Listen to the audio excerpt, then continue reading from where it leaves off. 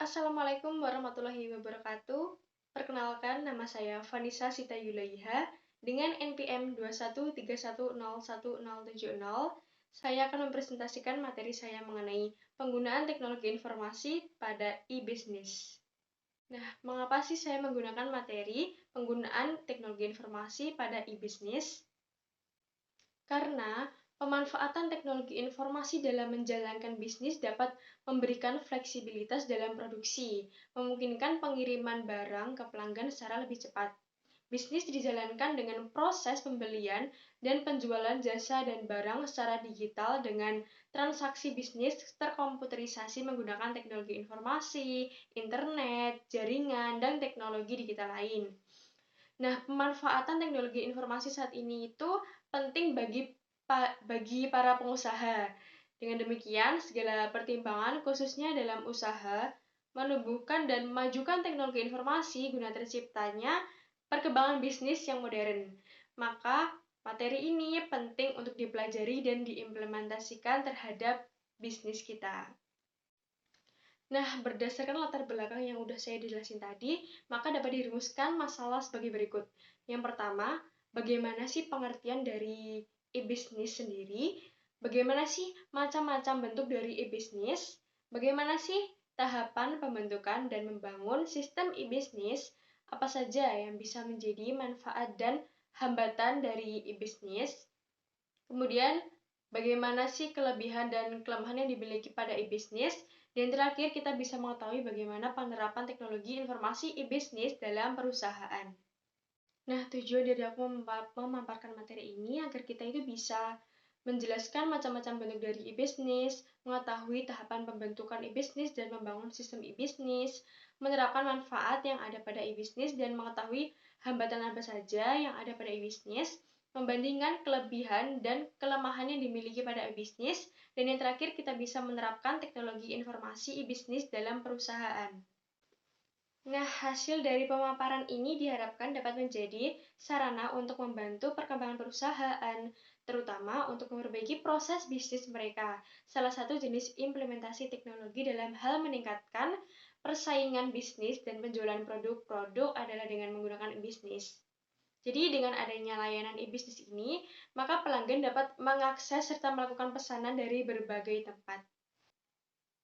Pengertian dari e-bisnis adalah kegiatan bisnis yang dilakukan secara otomatis dengan memanfaatkan teknologi elektronik seperti komputer dan internet. E-bisnis memungkinkan suatu perusahaan untuk berhubungan dengan sistem pemrosesan data internal dan eksternal secara lebih efisien dan fleksibel.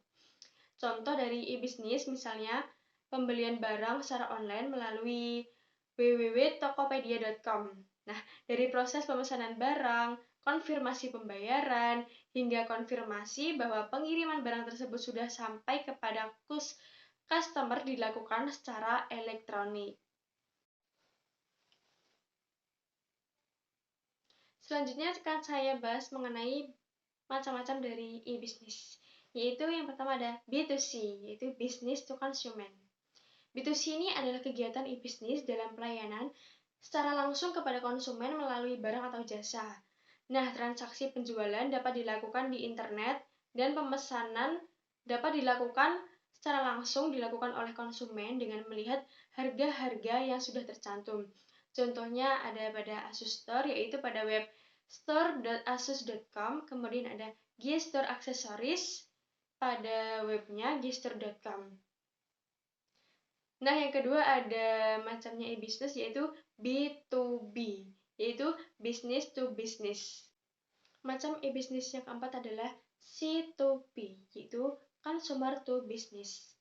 C2B adalah jenis e-commerce dengan pembalikan utuh dari transaksi pertukaran atau jual beli barang secara tradisional, meliputi individu yang menjual produk atau jasa kepada organisasi serta individu yang sedang mencari penjual. Nah, berinteraksi dengan penjual tersebut dan melakukan transaksi. Contohnya yaitu pada Google Play, seperti pada webnya http://play.google.com.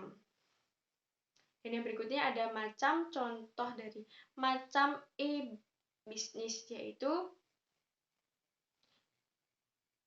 G2B, yaitu government to business.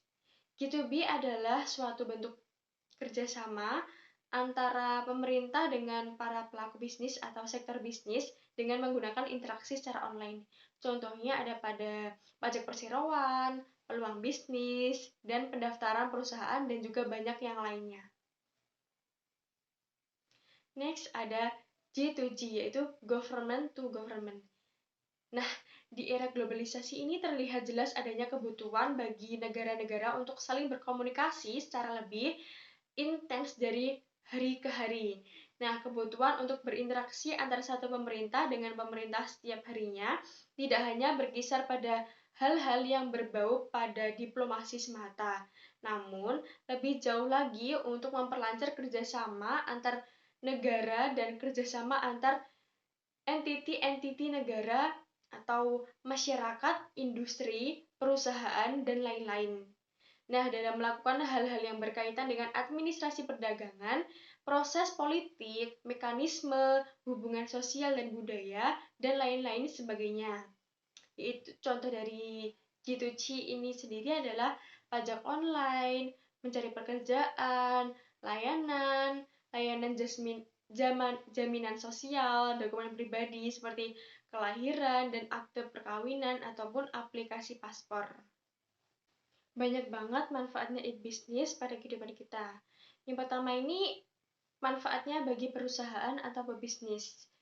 Nah, contohnya yaitu memperpendek jarak. Nah, ini jarak antara kita melakukan usaha dengan usaha satu dengan usaha yang lain, kemudian kita bisa melakukan perluasan pasar, biaya terkendali, efisien, bisa menggunakan COD dan manfaat lainnya. Kemudian manfaat bagi konsumen. Nah, manfaatnya itu lebih efektif, biaya lebih terkendali, aman secara fisik, harga murah, dan juga fleksibel. Kemudian manfaat bagi masyarakat. Bagi masyarakat dan pada umumnya, kita bisa mencari peluang kerja baru, menjadi wahana kompetisi bagi kita. Kemudian, kalau bagi dunia akademis, kita bisa mengetahui tantangan baru, seperti para peneliti tertantang untuk melakukan analisis terhadap pergeseran pola bisnis dan membuka kerangka baru dalam penjualan jasa pendidikan. Bukan tentang manfaat dari e-bisnis, namun juga ada hambatan pada e-bisnis sendiri. Seperti halnya belum terbentuknya high trust society, yaitu perubahan pola berbelanja konsumen dari pola konvensional kepada virtual. Nah, masyarakat masih terbiasa membeli dengan memegang barang yang akan dibeli dan menanyakan sedetail mungkin tentang produk yang akan mereka beli. Kemudian, masih sangat sedikit sumber daya manusia yang memahami dan menguasai dengan baik dan benar-benar konsep dan implementasi teknologi ini. Dan yang terakhir, penjual dan pembeli masih menunggu sampai sistem e-bisnis stabil dan aman. Kelebihan-kelebihan dari e-bisnis yaitu akses mudah. Nah, agar bisa berhubungan dengan konsumen, pebisnis hanya membutuhkan koneksi internet yang baik dan memadai. Kemudian menghemat waktu. Jika bisnis yang dilakukan pada umumnya harus pergi ke tempat konsumen maupun rekan-rekan bisnis lainnya untuk melakukan transaksi maupun kerjasama, maka berbeda dengan e-bisnis, segala jenis komunikasi dilaksanakan secara online dan di internet. Kemudian, keuntungan yang lainnya yaitu lebih tepat sasaran. Nah, para peminat bisnis yang kita usahakan akan datang kepada kita.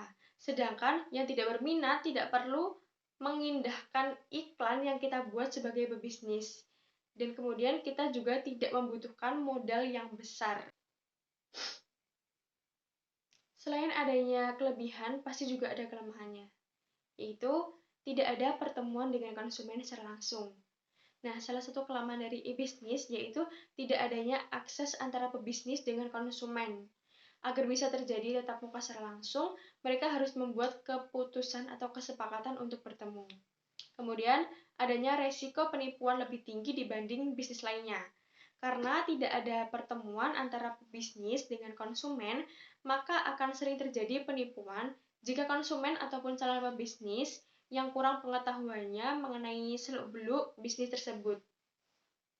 Kemudian, nah sekarang ini kan sedang menjamur bisnis MLM, multi level marketing, yaitu lewat internet yang menawarkan kerja mudah dengan gaji fantastis. Kita perlu curiga dalam hal ini. Jangan mudah percaya dengan testimoni-testimoni yang ada di halaman website tersebut, karena bisa saja hal itu sudah diatur oleh oknum bisnis abal-abal tersebut. Jadi kita harus lebih berhati-hati untuk menggunakan internet. Nah, berikut ini merupakan salah satu contoh penerapan pada e-bisnis, yaitu pada AirAsia. Penggunaan internet sebagai bisnis model inti dalam perusahaan juga bisa dikenal dengan e-bisnis. Melalui airasia.com, maka customer hanya perlu mengakses situs dari airasia.com untuk melakukan reservasi tiket pesawat. Bahkan lebih jauh lagi, mereka dapat melakukan reservasi untuk hotel dan berbagai paket menarik yang ditawarkan oleh airasia.com. Dengan sistem e-bisnis tersebut, AirAsia dapat melakukan efisiensi biaya seperti komisi untuk travel agent, dan juga AirAsia tidak perlu membuat sistem human resource sebanyak pada perusahaan penerbangan lainnya. Nah, e-bisnis yang diterapkan AirAsia termasuk dalam aplikasi B2C, Business to Consumer, di mana aplikasi ini ditujukan agar konsumen tersebut dapat langsung berhubungan dengan pihak perusahaan tanpa harus melalui perantara seperti travel agent, seperti sistem reservasi konvensional. Nah, penerapan e-bisnis pada AirAsia memberikan berbagai keuntungan baik untuk pihak perusahaan. Baik, akhirnya dapat disimpulkan bahwa e-bisnis adalah salah satu cara yang dapat kita gunakan untuk meningkatkan bisnis kita atau memulai sebuah bisnis baru, di mana kemudahannya membuat kita tidak perlu ke sana kemari hanya untuk bertemu dengan orang lain dan membayar uang jutaan rupiah hanya untuk menyebarkan dan memberitahukan orang-orang kalau kita mempunyai bisnis. Nah, di masa yang serba digital dan akses informasi yang semakin cepat, telah mengubah paradigma dalam berbisnis. Nah, bisnis yang dikelola secara tradisional dan mengalami beberapa permasalahan dan tidak dapat efektif berkembang. E-bisnis memudahkan kita dalam manajemen dan membantu meningkatkan produktivitas kerja kita. Oke, penulisan makalah ini dan penjabaran yang sudah saya jabarkan tadi menjadikan masyarakat lebih memahami tentang bagaimana sih sistem informasi yang digunakan pada e-bisnis, dan sebaiknya pembaca lebih kritis terhadap apa yang sudah ada pada makalah ini dan yang sudah saya jabarkan dan memberikan kritik dan saran untuk selanjutnya. Sekian yang dapat saya sampaikan. Terima kasih. Wassalamualaikum warahmatullahi wabarakatuh.